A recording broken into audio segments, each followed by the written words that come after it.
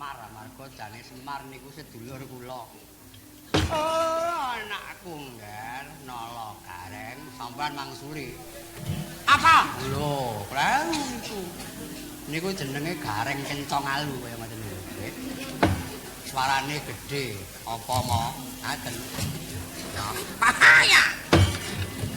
Ya. Apa mo?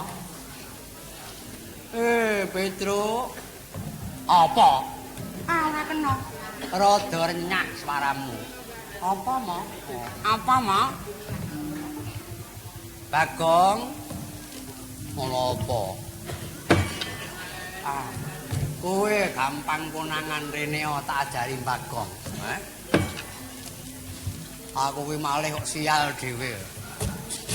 Kancane ndang malih anggere malih meneh. Wong atiku karo deg-degan kok. Suarane bentet Bagong. Dadi ora kaya wong lumrah. Lambemu nyermemeo. Ning iki lambene ra nyermemeh wis bewel ngene kok nyermemeh piye? Bagong, Nah, nek iki gembor. Cocok iki. Aku karo gareng karo Petro iki tuwa ndi, Pak? Sing tuwa dhewe gareng. Wah, aku tuwa dhewe. Angka loro Petro, aku angka loro. Ragile Bagong. Ya, Mbak. Aja gedhe-gedhe Bagongmu kuwi. Bagong gilut kok wacanane gembor ki kaya cocok lho, Pak. Ya, kulinane semene kok. Iki mengko kowe arep tak jak sowan marang Mandura. Yen ditakoni, lho Ratu Mandura iki jenenge sapa? Prabu Baladewa. Dadi aku tak jak sowan Prabu Baladewa. Bala boleh lho sapa? Kowe kandha yen kula sowan mriki dikengken Ndara Janaka. Ngono.